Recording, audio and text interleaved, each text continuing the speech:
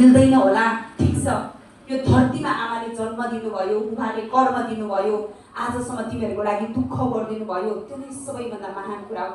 तिमीहरूको अगाडि भएको तिमीहरूको म्यामलाई, तिमीहरूको आमालाई, तिमीहरूको अभिभावक मलाई हेर त, आज म किन रोएको, म त खास रुने मान्छे होइन नि त। आजसम्म त कराएँ, भोलिदेखि म तिमीहरूलाई भेट्न पाउँदिनँ नि त। तिमीहरू आफ्नो लक्ष्यमा हिँडिरहेका हुन्छौ, कुदिरहेका हुन्छौ।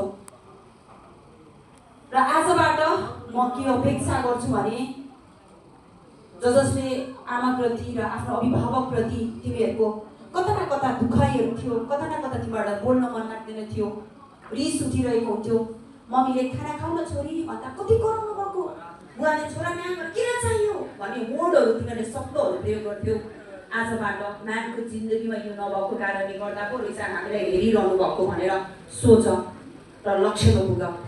अब खुसीको कुरा हो, मेरो आमा मृत्यु भयो, अकालमा स्वास्थ्य सेवा नपाएर मैले आमा गुमाएँ, तर मैले के गरेँ, अब त्यो इम्पोर्टेन्ट हो।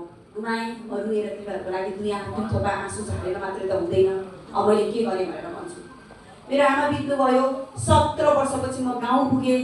गाउँ पुगेपछि मेरो आमा कहाँ, मेरो आमा जन्मेको कहाँ रहेछ, मेरो बुवाको घर कहाँ रहेछ, मेरो आफन्ती को रहेछ भनेर खोज्न गएँ।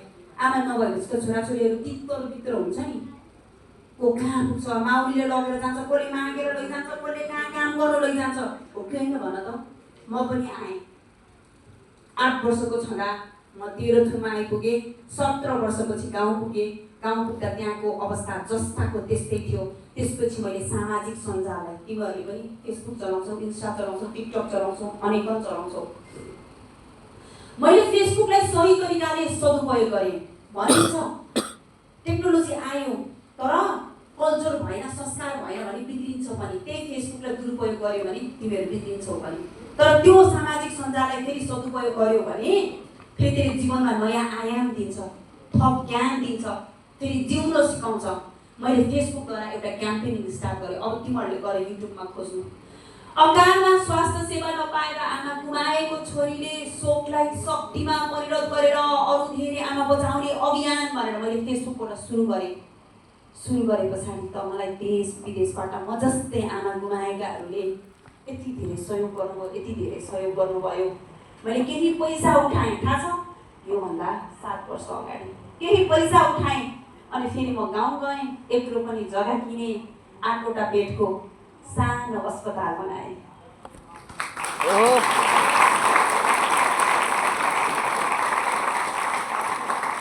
मैले अब तिमीहरूलाई भनेको थिएँ आजसम्म खाना माइको कुरा भन्दैछु भनेर। जब मैले सामुदायिक स्वास्थ्य इकाइ भनेर एउटा स्थापना गरेँ, हेल्थ असिस्टेन्ट आएर बस्नुभयो, एकजना नर्स आएर बस्नुभयो, केही मेडिकलको सामान पाएँ, मेरो सुन्दर घर छ।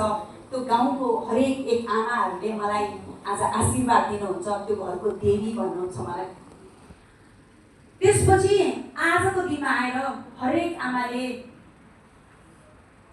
गर्भवती भइसके पछाडि आफ्नो ज्यानलाई जोखिममा नराखिकन त्यहाँनिर डेलिभरी हुन्छ, बेबी बर्थ हुन्छ, छोराछोरी जन्माउन सक्नुहुन्छ। त्यसपछि आजको दिनसम्म कोही पनि आमाले एकजनाले पनि अकालमा ज्यान गुमाउनु परेको छैन। आजसम्म त्यहाँको मातृ मृत्यु दर 0 बनाएको छु मैले।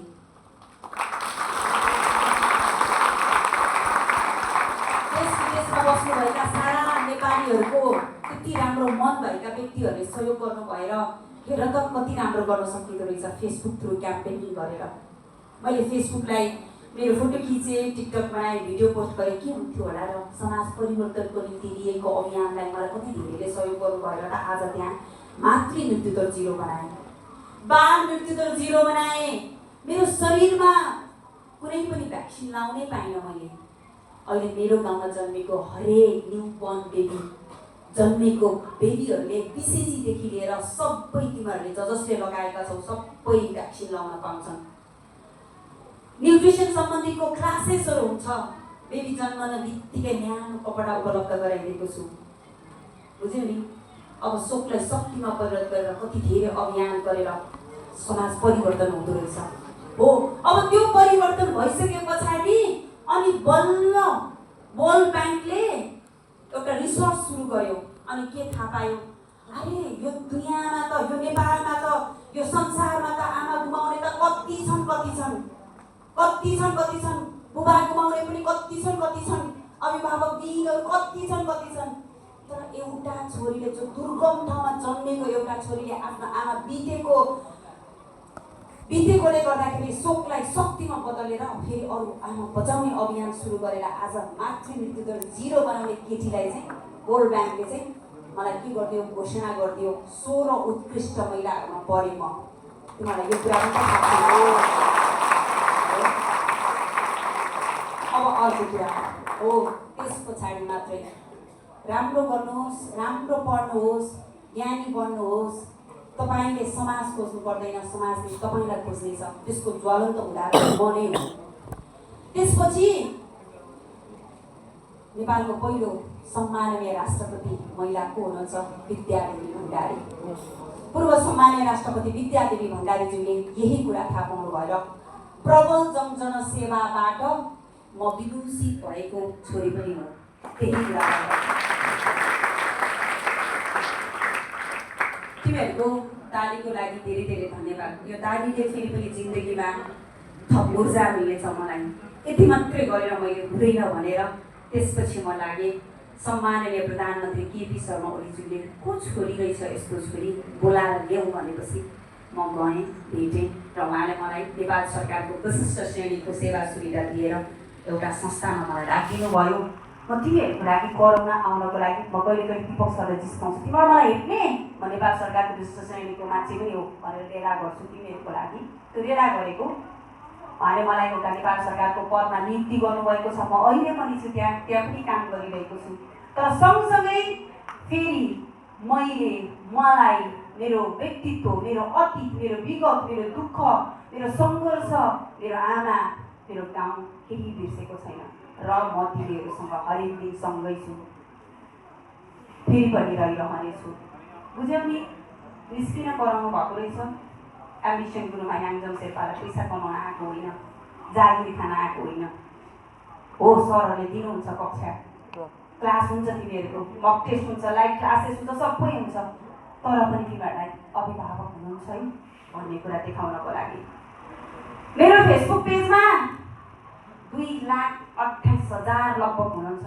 को हुनुहुन्छ थाहा छ? देशभरिको अभिभावक हुनुहुन्छ, छोराछोरी हुनुहुन्छ। मैले नाचेको होइन नि फलोअर्स बढाए होइन, मैले गाएको पनि होइन फलोअर्स बढेको होइन, एक्टिङ गरेको होइन नि, नितान्त सामाजिक काम गरेर जोडिनु भएका अभिभावकहरू हुनुहुन्छ। अब अन्तिममा एउटा रिक्वेस्ट गर्छु तपाईँहरूलाई। म 2082 को एससीको लागि 39 डिग्रीको गर्मीमा 81 को एससीको विद्यार्थी भाइ बहिनीलाई कक्षामा भेट्न गएको थिएँ। प्रिय भाइ बहिनीहरू, गाउँमा पढ्दा बजार जाँदा दुःख पाइँदो रहेछ। गाउँको सरकारी स्कुलमा पढियो, अङ्ग्रेजी आएन, गाह्रो भयो। आज उसले पनि भन्यो नि त्यो कुरा। मैले यही कुरा भोगेर आएको छु। काठमाडौँमा अभिभावक नहुँदा कहाँबाट बस चढ्ने, कहाँ जाने, 100 रुपियाँ हुन्छ, कति पैसाले पुर्याउने, यी यावत कुराहरू भोगेर आएको दिदी हो म, म्याम हो। त्यसैले मैले यही कुरा तिमीहरूले भोग्न नपरोस् भनेर। मेरो बेलाको दुःख जस्तो तिमीहरूको अहिले छैन, तर पनि दुःख त दुःखै हो नि, थोरै भए पनि केही त छ नि त। त्यसैले म तपाईँहरूलाई रिक्वेस्ट गर्न चाहन्छु। 2082 को एससीको क्याम्पेन स्टार्ट गरिसकेको छु। लगभग कति हजार आज विद्यार्थी? 20,000 नयाँ विद्यार्थी आइसक्यो। याङजममा किन फेसबुकमा गरौँ छ, टिकटकमा किन गरौँ छ, यता कुद्छ उता कुद्छ किन? नेपाल सरकारको विशिष्ट श्रेणीले त म एकदम मनक्कै छु नि त। म फेरि दङ्ग गरेर ग्रुप गरेर ठुली मान्छे बनेर हिँडेँ भने त मेरो व्यक्तित्व हरायो नि त, म नै हराएँ नि त। मलाई फेरि धेरै वर्ष यस्तै राम्रो काम गरेर बाँचिरहन मन छ। तिमीहरू जस्तो छोराछोरीहरूलाई लक्ष्यमा पुर्याउन मन छ, तिमीहरूको सहयात्री बन्न मन छ। त्यसैले पनि मेरो अभियानलाई सफल बनाउनको लागि पनि 2082 को एससीको क्याम्पेनिङ याङजम शेर्पा फेसबुक पेज छ, टिकटक छ, त्यसलाई बढीभन्दा बढी तिमीहरूले सेयर गरिदिनु, कमेन्ट गरिदिनु, भाइ यिनीहरूलाई पढ भनेर भनिदिनु। अब अन्तिममा मलाई केही दिनु पर्दैन तिमीहरूले, बस तिमीहरू आफ्नो लक्ष्यमा डेडिकेसनका साथ, मेहनतका साथ, इमान्दारिताका साथ, कल्चर चाहिन्छ है, संस्कार चाहिन्छ। मैले अघि किन बक्स तिमीहरू आफै उठाऊ भने नमस्कार चाहिन्छ, धन्यवाद हजुर भन्न सक्नुपर्छ। मैले किन एउटाले दिएको चक्लेट अर्कोलाई बाँड्न लाएँ, समझदारीता चाहिन्छ, मित्रता चाहिन्छ, पोजिटिभ भाइब्स चाहिन्छ, सकारात्मक सोच चाहिन्छ। ज्ञानी हुनु, राजधानी आएका छौँ, सङ्गतहरू सही राख्नु। म पनि त त्यो बेलामा बरालिएर हिँडेको भए, आमा त बित्यो, बुबा कहाँ हो कहाँ भनेर बरालिँदै हिँडेको भए आज म तिमीहरूको अगाडि यसरी बोल्ने हुन्थेँ त, हुँदिनँ थिएँ नि त। हो, मैले हरेक दिन मेरो अतीत, मेरो दुःख, मेरो परिश्रमलाई कहिल्यै छोडिनँ, निरन्तर हिँडिरहे। आज पनि छु, अब पनि। तिमीहरूले मलाई 10 वर्षपछि पनि तिमीहरूको नाम यत्तिकै देख्नेछौ, किनभने मसँग सकारात्मक सोच छ, मेहनत गर्छु। तिमीहरूलाई गर्ने मनभरि, दिलभरि, दिलबाट खुलेर माया गर्ने यस्तो हृदय छ मसँग, त्यसैले पनि म रहिरहन्छु। महानगरको जुनको एक्जामको लागि तयारीको लागि काठमाडौँ आउनुभएको छ। एम्बिसन गुरुले हो अनलाइन राम्रो दियो, फिजिकलमा केही कुराहरू तलमाथि भए, त्यसको लागि म निरन्तर सरहरूसँग भनि नै रहेकी छु। फिजिकलमा जे जस्तो दिए पनि तपाईँहरू फेरि आजबाट यहाँबाट बाहिर पछाडि जुन उद्देश्यका लागि आउनुभएको छ, त्यो उद्देश्य पुरा गर्नको लागि निरन्तर मेहनत गरेर लागिरहनु होला। धेरै धेरै शुभकामना। र सँगसँगै जसको नाम निस्किन्छ, भारी शुभकामना। जसको निस्किँदैन, चिन्ता नगर्नु। आफन्ती दाजु दिदीहरू, अङ्कल आन्टीहरू काठमाडौँमा हुनुहुन्छ र कलेज खोजिदिनुहुन्छ भने ठिकै छ। यदि खोज्नु भएन भने, अथवा समस्या पर्यो, अथवा मेरो चाहिँ यति मात्रै फी तिर्न सक्छु म्याम भनेर भन्नुहुन्छ भने तपाईँहरूको नतिजा आएको भोलिपल्टदेखि नै दीपक सरले यहाँ तल 3 जना डेस्क राख्नुहुनेछ। तपाईँहरूको काउन्सिलिङ गर्नको लागि म आफै हरेक दिन हुनेछु। तिमीहरू एनी टाइम आऊ, तिमीहरूलाई कहाँ सहजीकरण गरिदिनुपर्छ, कुन कलेजमा हेल्प गरिदिनुपर्छ, म गर्न सक्दै तयार छु। मेरो टिम सक्दै तयार छ। बुझ्यौ नि?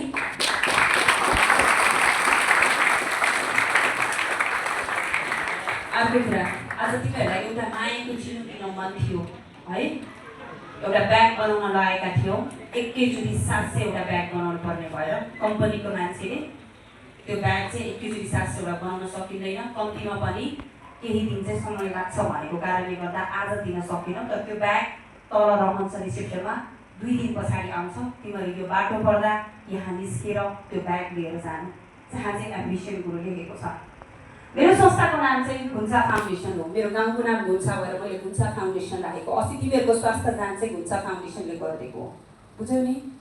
हो, महानगरबाट अथवा अन्य कलेजबाट नाम निस्केन भने घर जान्छौ भने पनि जाऊ।